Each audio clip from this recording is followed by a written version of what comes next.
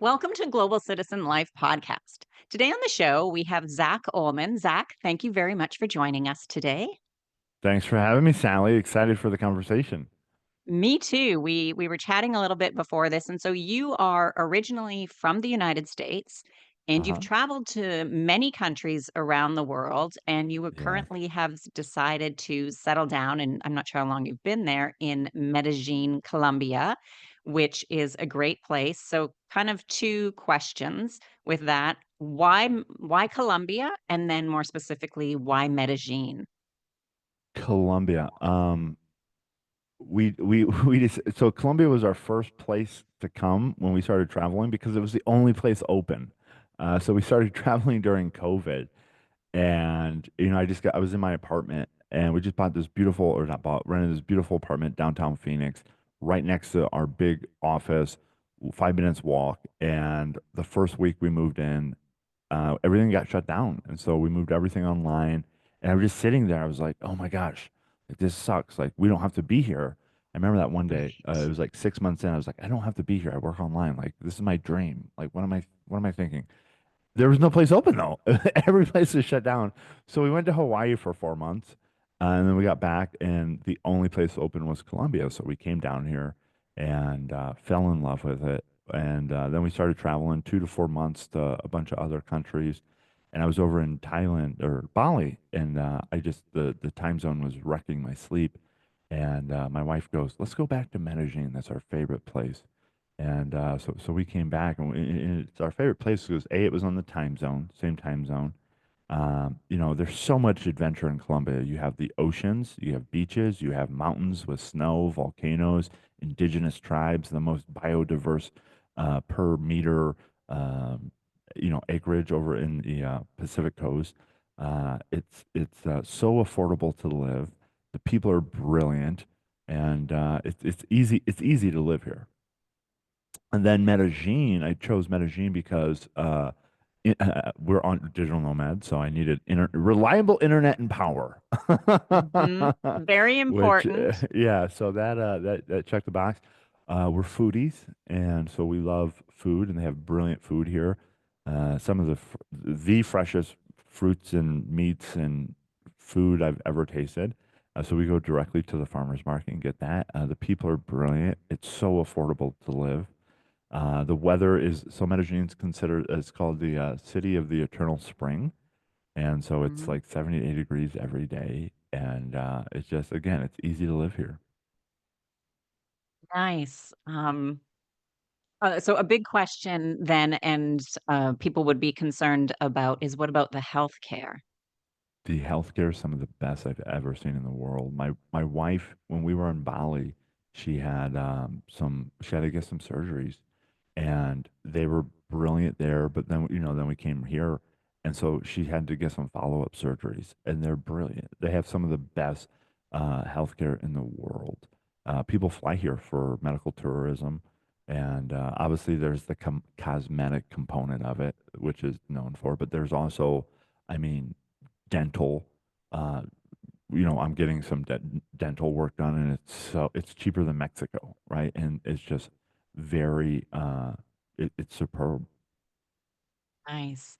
And those are things people really need to consider is healthcare because Yeah. even as healthy people, we get older, things happen, unknown things happen, and compared to the United States, which, as we know, is some of the most expensive, if not the most Right. expensive healthcare in the world.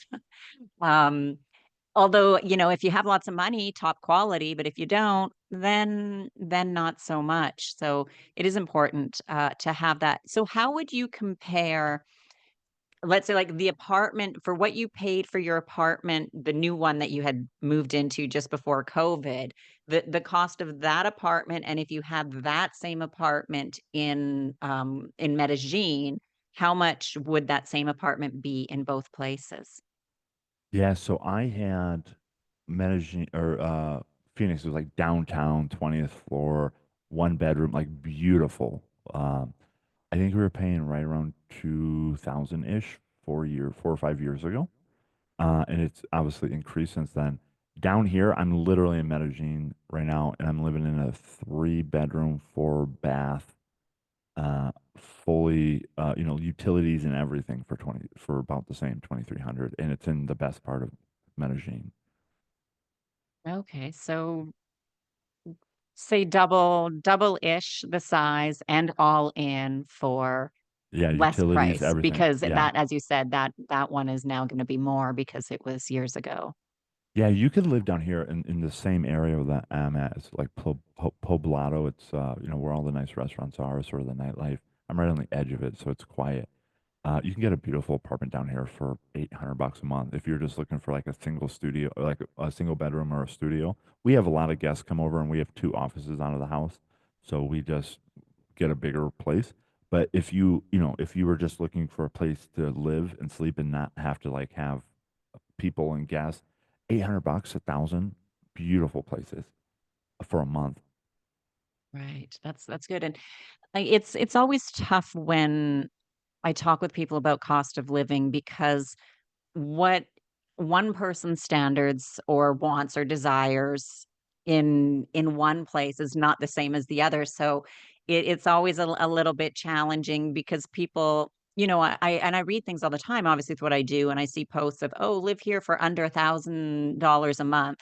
And in some places I think, okay, maybe, but I've also read some and I thought, I wouldn't want to live in that place. Like, Right. and it's either because the housing itself is very basic, Uh-huh. um, and or the location. Right? Like, I like to be able to walk everywhere. Like, in Europe, I love the fact that I don't have a car, don't need a car, I can walk everywhere.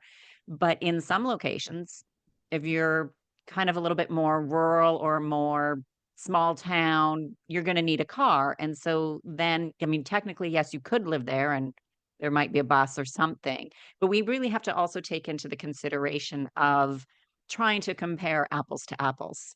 Right? If you're Right. used to living in the city, you're not gonna be like, "Oh, well, I can go live for $1,000 a month in X country," but it is small town. Are you gonna be happy there? If that's what you want, great.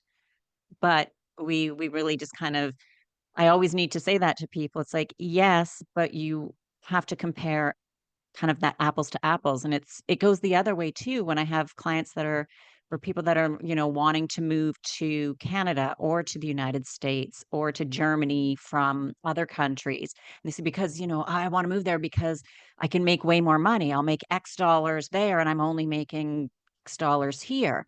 It's like, okay, then we also have to look at how much is the cost of housing? What about a Mhm. vehicle, food, and a Yeah, I know number people of that are making things, six right? figures and barely making it in the United States with a family. So it's Yeah, like, yeah, there's the whole story. right. And then another thing, like with taxes, because that's one of the things that I deal with people too in taxes, and a lot say, "Oh, you can move to Spain for under $1,000 a month." We'll just use that as an example, and I mean, you probably could in some smaller towns, definitely not Barcelona or Madrid or any of the bigger cities, which I get. Not everybody wants those cities. Um, but then when you look at taxes and then say, "Oh, well, taxes are, 42, 43%, they're so high." Yes, but then with some people I have to say, "But, what's the lifestyle that you're getting?" And then also healthcare is included in that. So when you look at what you pay for your taxes plus what you pay for healthcare, because that's included with your tax. And so it is always a bit of a bigger picture to look at. And one of the things that you said that I think is so important is time zone. Yes. Where are your clients? Where your or do you need to get back to your home country because of family, whatever it may be, but time zone, especially for work, is very important. Yeah, I can totally. I mean, that's why I'm here because I love South and Central America, that whole world, just because. And as we have a bunch of businesses that we support both in our portfolio and as clients, and so I've just, I'll go to that side of the world for maybe a month or two and then come back. But yeah. I mean, that's a great way to integrate the travel. I mean, just because you move abroad doesn't mean we stop traveling. Like, a lot of times when we move abroad, we can travel even more because sometimes financially we can afford it, or it just really gets that travel bug in us going once we've moved, is to arrange those vacation times if the season isn't ideal. Like, a lot of places either have winter, which personally, as we were talking, I don't like winter, I don't like the Me cold. neither. Some places have rainy season, right? And then it's gray, and I'm like, because I really like the sunshine. Some places get really, really hot. And so when we look at those weather and seasonal things, I always say, first of all, to people, if you wanna go live in X country, go there and pick the city because weather conditions also vary from region and city, and then go during what you consider the worst time of the year, whether that is Okay. winter or summer if you don't like the heat, rainy season, whatever it may be. Go for a few months, see if you're okay with that, and and if not, then think, "Okay, well, this season lasts X amount of months. Is that a time then where I would want to or travel back home, other countries, and kind of put that plan together that way, if it's a place that you really enjoy and wanna make it work." Totally, totally. And like we just went to Quito this weekend. That was a little an hour and a half flight from Medellin and totally different country, like literally totally different country in its culture and everything. So yeah, you can just bounce around. You can get a inner country flight to the coast for $50. It's Nice. yeah, it's awesome. And that's the thing too with a new country, there's always so much to discover. Like, even if you're from Canada, which is big, the United States is big, lots of other countries are very, very diverse, and we tend to just think what we see on TV or on YouTube, and I think, like, a common thing when people think of Mexico, they think dangerous and hot beaches in the summertime. That's what I thought of Colombia. I had all of these movies in my head, and Yeah. we Well, literally we came into Cartagena for New Year's, and then we were going to go to Medellin for 4 days because we were scared, honest to God. And we get here, we come through this big mountain, like literally drive through it in a pipe, and it was a Sunday, and it was so green. Everyone's out biking and exercising, and we didn't even make it to our hotel yet. And we're like, we're staying longer, but it was like the whole propaganda of the world's dangerous. It was, oh, yeah. uh, Yeah, and I mean, and if we look back 20 years ago, Colombia probably wasn't the best place oh, to 20 years be ago, it was don't come. going. Like, Totally. things change just as I mean, Mexico has been a bit different, and I use Mexico as an example as well just because so many people actually move there and go there. Colombia people is getting more and more Yeah. popular, but they both have kind of had the same history of not being safe places, not being good places, but more people are starting to go, but there's still some that have that thought that it is what it was 20 years ago, which is so far from the truth. I mean, obviously, yes, Mexico, there's going to be dangerous places. And I'm sure in Colombia, there's some Oh, you can places find and trouble. cities that I, you I can don't want find to go trouble to. anywhere, any country I go, I can find trouble if I want it. I choose not to. It's like, don't be Right. silly, right? In America, the scariest I've ever been in my life, scariest I've ever been, south side of Chicago, still to this Really? day. Yeah. I mean, I was scared there. And that was 15 years ago, maybe 10, 12, 15 years ago. But, I've been to some pretty wild countries and my heart doesn't even get excited anymore because I've just learned like people are people and there's going to be that Mhm. that fraction of a percent that ruin it for the rest of them. Just don't go to those areas. Don't involve yourself in that conduct and you'll be fine. And, down here in Colombia, even the gangsters, and I'll call them gangsters, whatever, like they know not to mess with tourists. They like there's like this, don't mess with them, right? They're off Right. limits because it's such a big uh, economic. I mean, economics of the tourists and the travel and the merchants that come down here and buy stuff, and so it messes with their entire livelihood. And I think the reason I love Colombia is they have been through so much pain 10 years Mhm. ago. I mean, I heard some of the stuff that was happening. It's just like it's horrific. It's like no one wants to experience that again. So everyone's just like knock it off, right? And Right. everyone's so kind because I think they've been through that pain. It's interesting that you bring that up because I feel the same way here in Montenegro. Because the breakdown of the former Yugoslavia Right? was about 25 ish years ago. My history isn't perfect, but it's not that long ago that people that are in their 40s and in their 30s, they remember it. They Oh know what yeah. it's like to go to war and be in war and have things going on. And they don't want it. They're like, we Right. don't It's want that horrible. crap. Like here, what is so great, and it's so small, but I mean, like, restaurants leave their chairs and tables outside overnight, not chained up, not stacked up, It's nothing. so People use them. They'll have drinks or potato chips or like whatever. They'll use the table and chairs. They clean up after themselves. And in the morning, it's clean and the chairs and tables are still there. it's a Like, functioning society. imagine. And I mean, it sounds ridiculous, and it is, but you don't see that in North America, even most of Europe. You don't see that because of the like people would steal the table and chairs, which is so ridiculous and so absurd. But here they're like, no, I mean, it's not important and we can use them and it's not ours. We don't steal. We, have like standards for ourselves. And they just I think the perspective is different too because the importance of, well, we've been through war, we've seen people fight, we've Right. seen people die. We're not just going to be stealing stuff. Like we're happy to just live and be grateful and thankful and enjoy life and be kind. And it was something that I watched or I read, probably a YouTube clip. And the way that the person said it, and I can't remember who it was, and I'm probably gonna not say it exactly how they did, but basically, it was the reason why a lot of Europe and North America are in the state that they're in is because they have no idea what it's like to go through hardship. They have no idea to I go was through told war.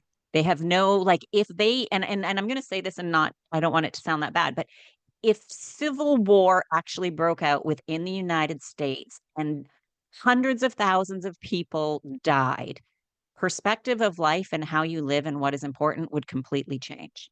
And I'm totally I'm using that as an example. It would be the same in Canada, it would be in any country, and I think anywhere. that's why with Colombia, that's why with most of Mexico, that's why with, like, Montenegro, Albania, Serbia, like, all those like, they're like, "We don't wanna fight, we just wanna live in peace." And they're The only respectful people and that want kind. war are people that haven't been through it. Like Right. it's so tough. And I was in Kenya on a 12-day safari during the Great Migration, and it was so life-changing because I got to see life in its purest form. It's like, I got to see these animals just like eaten in front of us. And it was like, oh my gosh, like that is reality. I'm so grateful I don't have to do that as a human, like worry about getting shot or worry about getting robbed or worry about, you know, whatever the ailment is. And it was just like really brought some peace to my life because I'm blessed. I'm absolutely blessed to be able to go to bed and not have to worry about danger Mm. where some people aren't. And it's just like, that's one of my big causes is like, hey, how can we bring some peace to this world? We definitely need it, and I truly believe, though, that it also starts with us. Oh, totally. And, and it could be that it's some you need to move, you need to relocate, you need to be in a better place, whether that is just out of your community, out of the city you're in, out of the state, province, region, to another country, to across, like, whatever that may be. But then we also have to realize that if we when we move, if we want a complete change, we also have to change who we are. We have to change our perspective because how we were living in X country, X city, if we do the exact same thing, have the same thoughts, same beliefs, patterns, everything, we're not really getting that change, right? I Especially if we moved go country wise, because culturally it's so different. I grew up in a small town in Northwest Indiana, 3,500 people. and I moved to Chicago. I was like, oh, this is gonna be different. Had the same problems. Moved to Arizona. It just these problems just keep following me. I'm like, maybe I'm the one, right? And so I've been Common working on my denominator. I've been working on myself for the last 15 years. And the reason I love travel is it's as a kid I was always exploring. It's like what's around the corner. So I'd go to the backwoods on my farm, and then I got a bike and I'd go around the block, and then I got a car and go to the next state, and then it was just like, well, what's over there? What's over there? What's over there? And it's so fun because I love travel because it's just an adventure. It keeps me present. Like I don't get stuck in the just the walking while you're asleep, right? Or asleep while you're walking, and you're just like not present to it. And the other reason um, that I love travel is, it's always an adventure. You never know. It's like, okay, what's over there? What's over there? What's over there? And it's just it keeps me awake and present. And it's true that so many of us are unconsciously living through life. It's Like just we're waiting. Yeah, alive, and I'll use the word you're alive, you're breathing, your heart's pumping. Everybody who's listening or watching this is alive, but are you really living?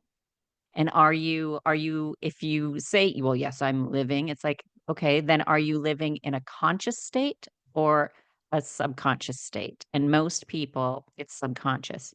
They take the same route to work every day. They get up at yeah. the same time. They have the exact same routine, even on the weekends or their days off. Saturday they clean the house, then they go to the grocery store, then they go play golf, then they Sunday they meet their friends, whatever, Monday's back. Like it is so repetitive, which I get because to a degree, depending upon the stage of life that you're in, that's the way it needs to be. But we need to find ways to do things that are different, whether it's even just be a tourist in your own city. And Oh, I used to totally. think like, why would people come to this city? There's nothing to do. But then, with the internet, we can Google top whatever things to do in X city and go be a tourist in your city or go to a nearby town or city that you've not been to before and just make it a day trip. Go hiking if you're near the mountains or by a lake or whatever it is, to just do things to change up the routine, drive a different way, Yeah, I remember have I used to something drive. different. Mhm. And I'd get to the destination. I'm like, how did I get here? It was so Yeah. automatic. It's just like I just plugged in and my mind went somewhere else. Yeah, And that's how a lot of us we really live. And so that's also when we mean like how the unconscious mind is working, and a lot of times the unconscious mind is not beneficial for us. Like in that case, sure, it got you to work safely. Somehow you stopped at all the red lights and hopefully drove at least close to the speed limit, and you made it to work safely. But the same thing too with that same unconscious mind, which proves that it works, is that's what gets those negative thoughts in our head. That's hmm, what's the things that we heard as a child that we weren't really we heard it as a child, and we weren't able to process it as an adult because we were children, and it just stuck. Like, I'm not good enough for this, or I can't do that, or the big, well, what if? And it's always what if to the negative. Like, what if I move abroad and it doesn't work? Well, what's your definition of it doesn't work? Like what is your worst case scenario? And one to prevent that is preparation.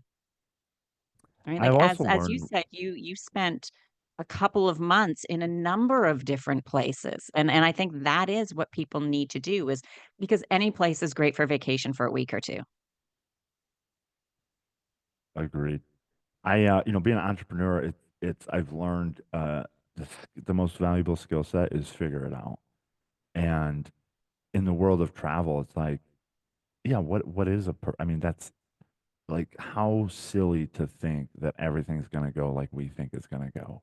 And Mhm. yeah, I mean, and I see people in the world of entrepreneur and business, and that's why they get pissed off. Is they're like, "Well, it shouldn't be this way." I'm like, welcome to reality, right?" And so I've just learned to bob and weave. And the other thing I've learned is people are people no matter where they're at in the world. They all are functioning the same way. They all want their version of the White House picket fence and dog, 2.5 kids, and a car.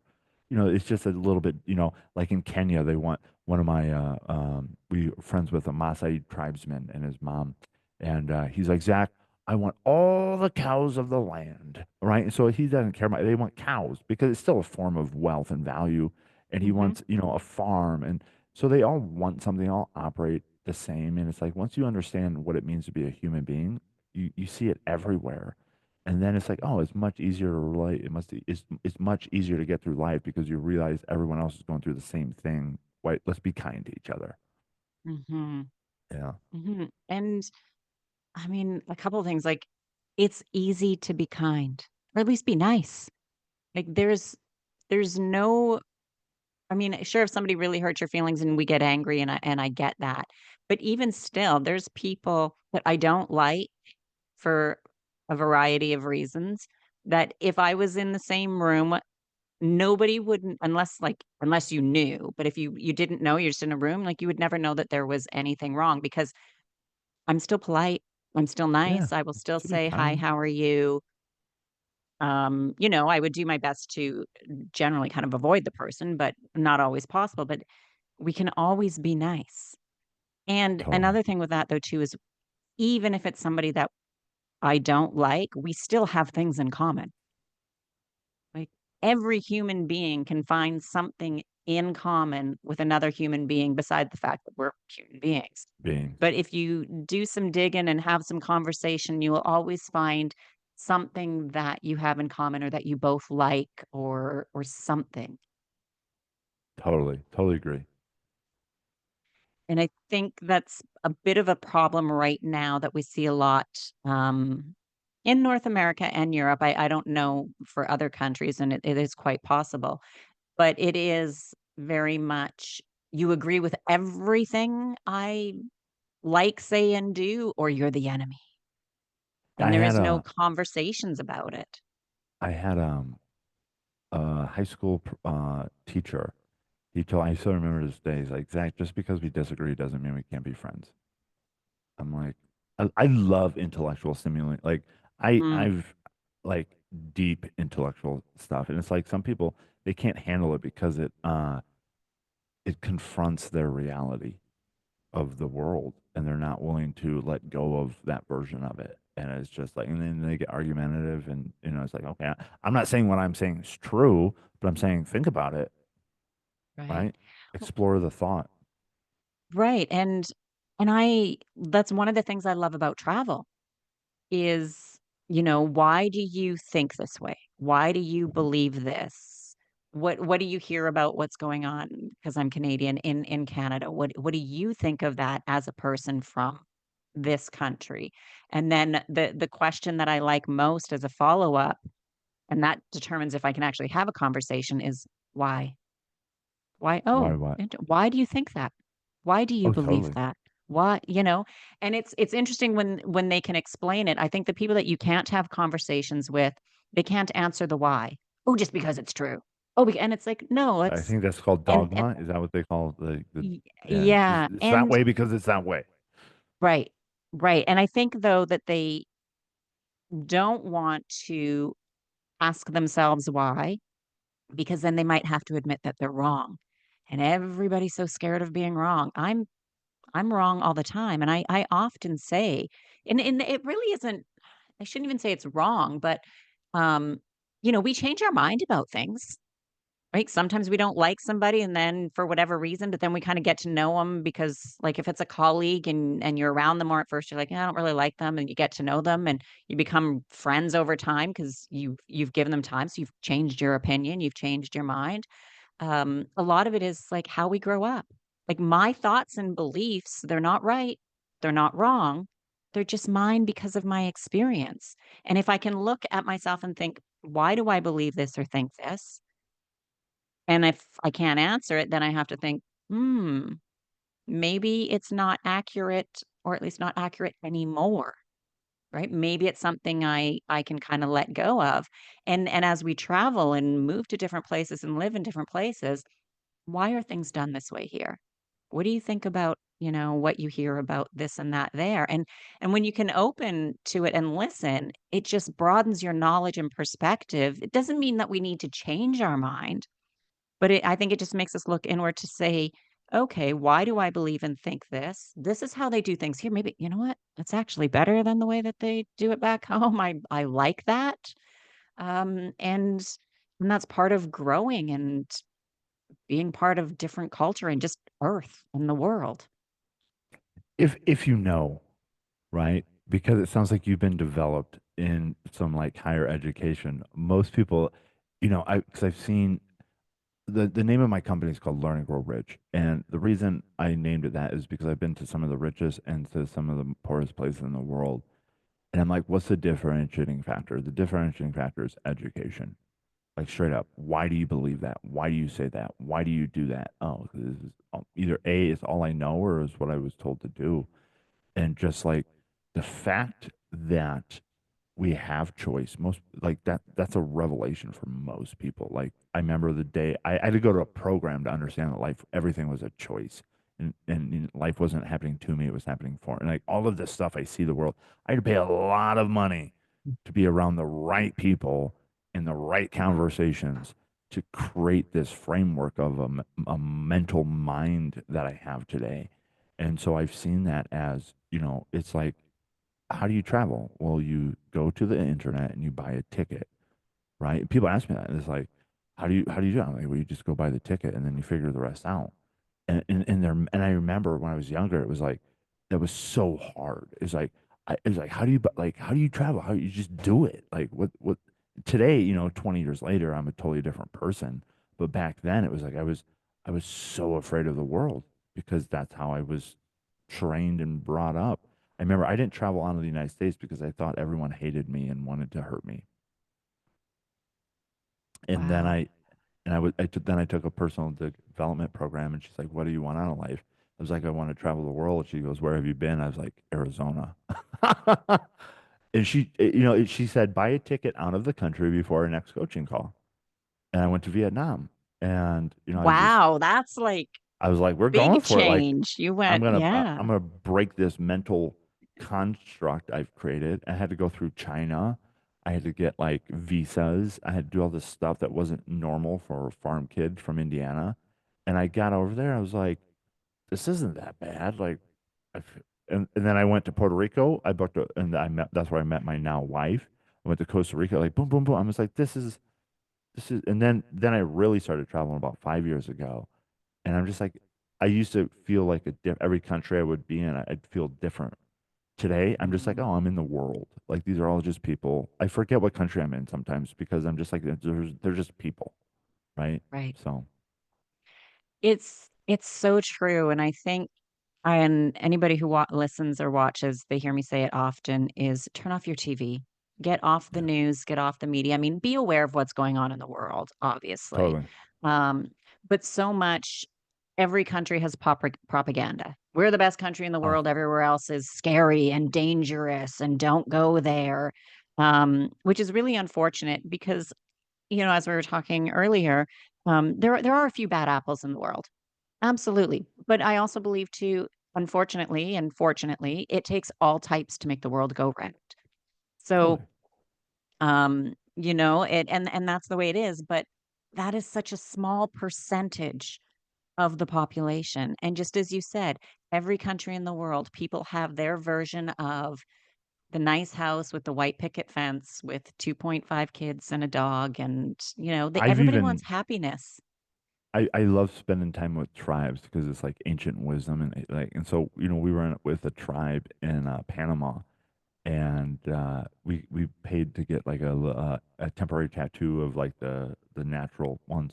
And as soon as we Mm, paid someone, the woman was like, "You owe me money," like another tribesperson. So it's like even within tribes, like it's like the same. Like once you understand human, it is everywhere. mm, It's in the tribes that don't live in what we call normal society. It's everywhere. It's in the rich. It's in the poor. It's like the human beingness of it. right.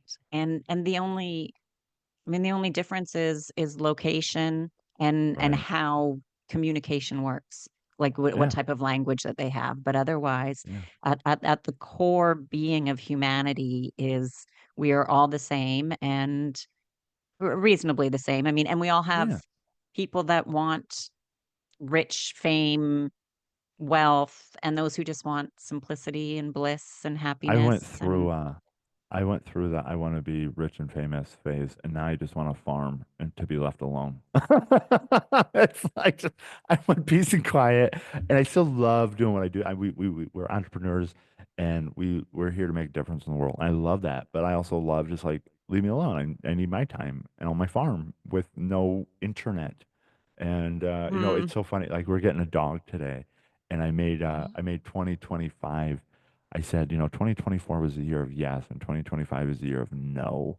And I'm just going to spend time with my wife. And so, I take calls 2 days a week. I do deep work 2 days a week. And then Friday is out of office, take the weekends off, spend with my wife or, do something where, because mhm. I neglected it for a long time. I was just so, let's work, work, work, work, work, work, which I don't regret because it got me here and it needed to be done. But, what I've also learned is there's nowhere to go. There's nowhere to get to. There's nowhere to get to. Right. And once I really got present to that, life just became way more enjoyable.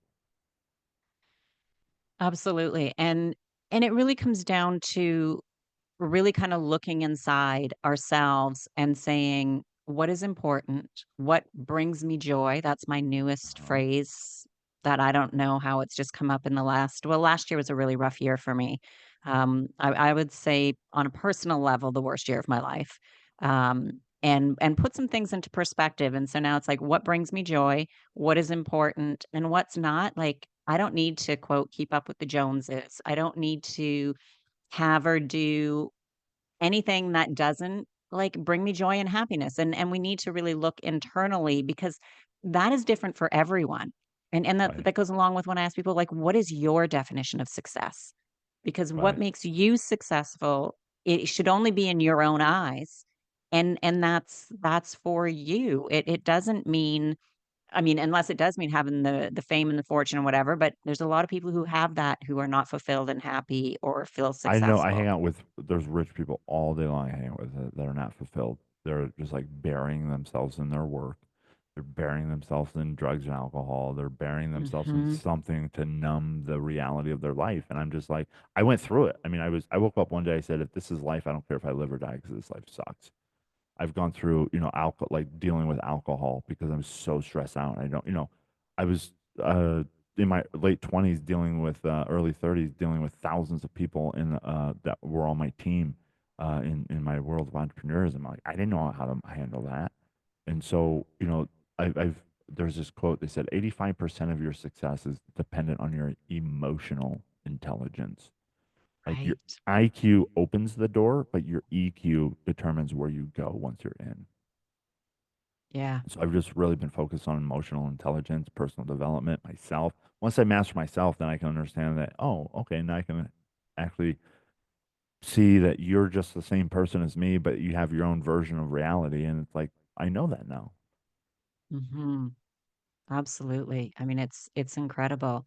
Well, Zach, I wanna be, good with our time here. So you did mention a couple of things that you help people. Um, I do believe in some investing and some business and different things. So tell our listeners a little bit about what you do and also where they can find you to connect with you and get some more information. Yeah, so I help people start, scale, sell businesses, and reinvest that money back into real estate. And so I used to sell 20 plus $1,000 masterminds, and now I just give it all away. It's like there's some people that want to live this life or a version of, they want to live their life and they don't know how to do it. And my wife and I have spent over $1 million developing ourselves, and we still continue to invest in ourselves. But what I've learned is not everyone's ready for the deep end of the pool. And just Mhm. because you can afford an expensive program doesn't mean you're ready for it. And I said, you know what? Uh, I want to have integrity around this now that I know because I spent 15 years developing people in it, including myself. I just give it away. And the people that dig in and consume it, fantastic. I've chosen to work with people that I do done for you stuff. And so, the people $30 million and below, I come in as fractional CFO, fractional CEO, fractional COO, whatever that is. We've created our own business model to scale and sell businesses.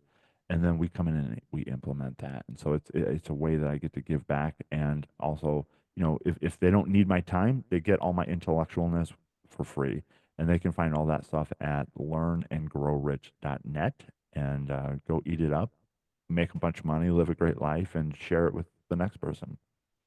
That's fantastic, and I will make sure that, that link is definitely in the show notes. Thank you very much again for your time today, Zach. I really appreciate it. Thanks for having me on, Sally.